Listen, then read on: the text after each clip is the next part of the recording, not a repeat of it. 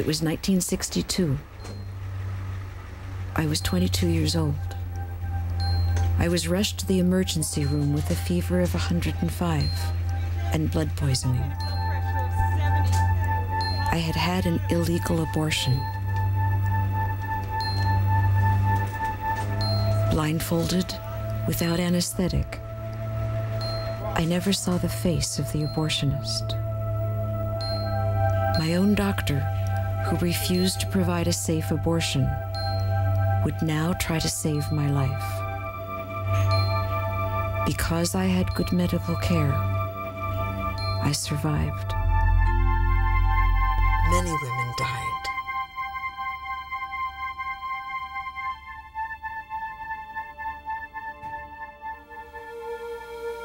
I was 17 years old. I was married. And 10 months after I was married, I had a baby girl. She was very ill, very jaundiced, and the doctor told me, the OBGYN who had delivered her, told me that if I ever had another child, I would die. 3 months later, I was pregnant again. And I was absolutely terrified. So I went back to him and I said, "Am I pregnant?" And he said, "Yes." And he said, "I told you not to get pregnant." And I said, "But you didn't tell me how not to." I couldn't have that baby, because if I did, and I died, who would take care of the little baby I had? And so I asked the young women where I worked, and they sent me to a woman, and she put, I think it was a strip of slippery elm bark up my uterus. 2 days later, I had a screaming fever, and I was in such pain. And so I went back out to see this woman. And she said, "I told you not to come back." And I said, "I have nowhere else to go." And she put her arms around me like that. And she just held me up to her chest for a minute. And she said, "Honey, did you think it was so easy to be a woman?"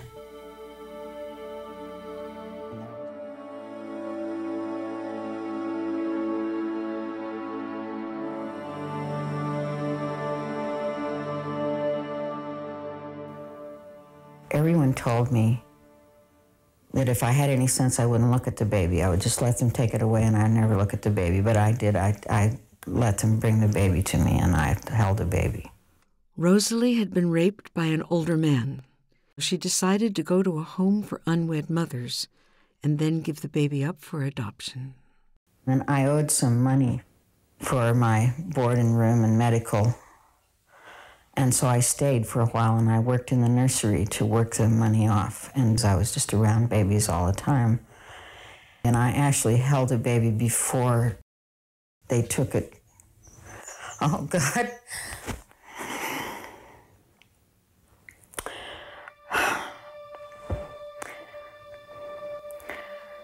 And anybody who would think that'd be a great way to solve the problem is just...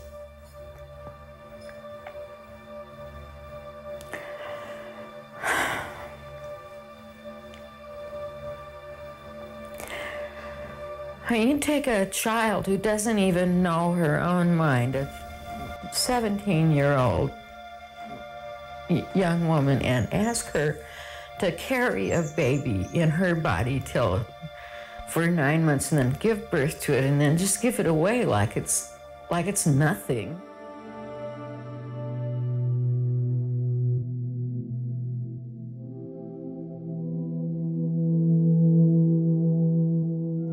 Sherry Finkbein was the host of television's Romper Room. She was pregnant with her 5th child when she discovered that the drug she'd been taking for morning sickness, thalidomide, could cause severe birth defects. Arizona law allowed abortions only if a woman's life was in danger. Sherry's doctor diagnosed her as a potential suicide, so he could arrange a hospital abortion. Everything would have been fine if I didn't have this fantastic feeling that I had to warn other people about this horrendous drug. Sherry called the local newspaper several days before the scheduled operation. She asked that her name not be used. The next day, her doctor called to say that the abortion had been canceled. And they said the news went out on the Associated Press, and We're getting calls from all over the world. Somebody went into the county attorney's office and said they'd like to make a citizen's arrest on the hospital and on the woman who's going to have that termination. The whole world watched as Sherry and her husband searched for a doctor who would help. Finally, they went to Sweden, where abortion was legal.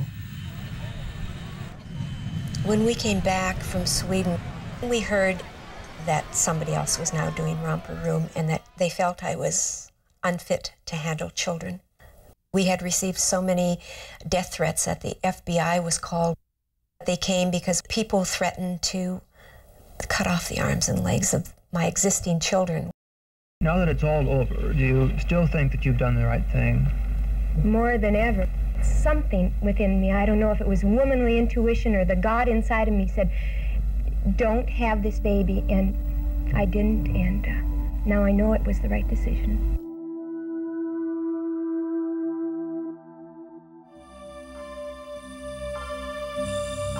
Lola Huth was the lead dancer of the José Limón Dance Company. She was married and the mother of a baby girl when she died from a self-induced abortion. Even though she was using an IUD for birth control, Lola became pregnant. The doctor told her that the IUD would probably cause the baby to be deformed, but that removing it might cause a miscarriage. She decided to have the IUD removed. She went back for the scheduled appointment, and he said, I'm sorry, I have consulted with colleagues, and I cannot do anything that could implicate me in an illegal act. And she said, well, then I'm inclined to believe I will do it myself.